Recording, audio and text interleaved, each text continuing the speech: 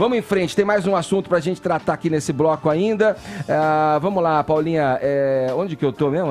Aí a gente já passou por isso, Ed, que era a história dos advogados. Vamos falar então de uma entrevista. Vamos falar da entrevista que repercutiu também bastante nas redes sociais. O líder do Movimento Brasil Livre deu uma entrevista à Folha de São Paulo nesse domingo e admitiu que o MBL é um dos culpados pela polarização política do país. O coordenador nacional do movimento, Renan Santos, reconheceu, de acordo com a reportagem, que ele e seus colegas abriram a caixa de Pandora de um discurso polarizado. Vamos lá, Caio, você acompanhou a entrevista, o Renan falou inclusive no Jornal da Manhã, eu acompanhei a entrevista dele.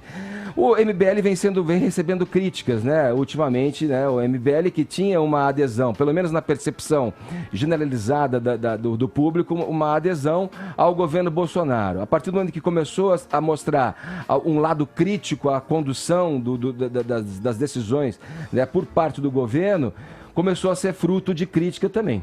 O Movimento Brasil Livre está fazendo um exercício bem-vindo aí de autocrítica. Eu separei algumas frases do Renan Santos, né, o coordenador do movimento, para o Jornal da Manhã. Ele diz o seguinte, que o movimento, né, enfim, vários agentes políticos aí mais midiáticos, abre aspas, começaram a tratar os meios, as redes, como os fins. Então ele fala muito nisso, na forma ultrapassando o conteúdo. E de fato, né, a gente sabe, a rede vicia. Né, a urgência e a agressividade, elas também viciam. E nesse sentido ele faz aí até uma ressalva, ele diz assim, eu não sou contra a polarização, sou contra a polarização como um fim em si próprio, né? E ele percebeu que esse modus operandi de você colocar a forma acima do conteúdo gerou uma série de agentes midiáticos e políticos que estão reféns da sua própria base. Por exemplo, ele deu um exemplo muito bom, que é o do deputado Mauro Benevides, que seria o provável ministro da Fazenda num governo Ciro Gomes. E o Mauro Benevides ele é a favor da capitalização, né, no regime previdenciário. Ele é a favor de uma reforma previdenciária, mas ele vota contra a nova Previdência, fazendo o que o Pablo Hortelado, né, o professor da USP, chama de terraplanismo contábil. Então, para não se expor perante a sua base, certo? Ele acaba votando contra as suas próprias convicções. E eu achei interessante que o que pretende o MBL nesse momento, né, depois dessa autoanálise? Eles querem educar o debate público ao invés de colocar mais lenha na fogueira. Ele falou a seguinte frase, o Renan, enquanto um mita e outro lacra, quem está no meio fica perdido. Então isso denota aí uma estratégia de médio prazo, de baixar um pouco o tom beligerante, apelar para a racionalidade e buscar o diálogo. Então ele quer oferecer ao público da direita o que eu chamo de via da sensatez, né? Então, para persuadir, inclusive, o público de centro a se alinhar às ideias liberais e conservadoras que pautam o Movimento Brasil Livre. Só que aqui eu queria pontuar dois problemas, né? Ou melhor, dois desafios que o MBL vai enfrentar. Primeiro, a democracia, ela não opera conforme a vontade dos seus agentes políticos mais maduros, porque ela é pautada pelos agentes políticos mais populares, portanto, os mais influentes. A democracia é a arte de constituir maioria.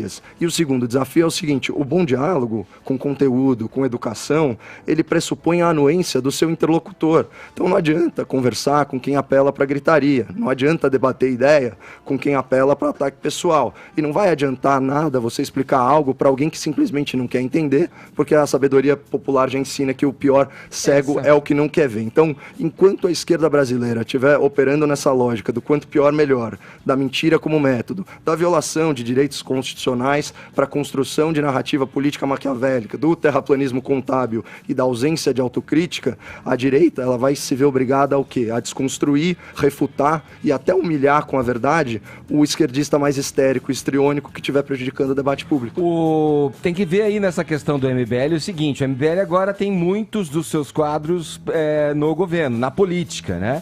Esse movimento eu acho bem-vindo, claro que você flexibilizar o debate, abrir, ouvir, ter uma posição mais diplomática para debater, é super bem-vindo. Agora, por que isso acontece? Seria porque tem vários quadros? Bom, você pode falar, o Kataguiri é um político, foi um político eleito. Fernando Holliday é um político eleito. O Duval, como é que é o nome? Arthur Duval é um quadro também eleito. Tem outras pessoas do MBL que ingressaram e passam a integrar agremiações políticas no país. Eu acho que mais do que ficar jogando para trás e lançar uma crítica a uma esquerda que está lá até quieta, uma esquerda que está lá, parece que sem ação, sem força para agir pelas conjunturas conjunturas que criou no país enquanto esteve à frente do poder, eu não sei se é muito producente. Eu acho que o producente é você estabelecer discussões a partir do que temos aí no país nesse momento. Se eu vou recorrer a fazer críticas à esquerda, porque aquela velha história, virou meme até, né? Mas o que você estava fazendo quando o PT estava no poder? Horas, eu estava aqui fazendo críticas, eu estava levantando questões a respeito das decisões e da conduta que o partido e os partidos de esquerda vinham submetendo o país. É importante também dizer que nessa época muita gente não tinha consciência política que tem hoje. A gente discute mais política hoje do que discute naquela época. Isso não é desculpa para você simplesmente colocar para baixo do tapete a opinião de alguém que está se inteirando sobre o país. Antes tarde do que nunca. Aliás, antes tarde do que nunca para o MBL fazer autocrítica mesmo. Sabe, Caio, eu acho que tem uma coisa só pra gente tentar fechar aqui, eu acho que tem uma coisa assim, quando não há argumento para você justificar certas condutas, certos movimentos que o governo de turno vem fazendo, parece que se recorre a criticar o que foi feito no passado. Eu sempre digo, uma coisa não deve excluir a outra. Eu posso ter um senso crítico voltado... O pessoal se limpando na sujeira dos outros. Voltado ao que fez, né, a esquerda enquanto no poder, isso não exclui a minha crítica ao que eu vejo e considero equívoco nas conduções e nas decisões de agora, né? Mas isso é uma coisa eterna, faz parte da política isso, e a gente, como o Fefito disse, eu concordo. Acho que a gente está mais apto, né, a esse assunto. As pessoas estão buscando maior interesse. O Morning tem essa repercussão, até por isso, né? A questão política, o assunto, ele fervilha aqui no nosso debate diariamente. E eu acho isso muito bom.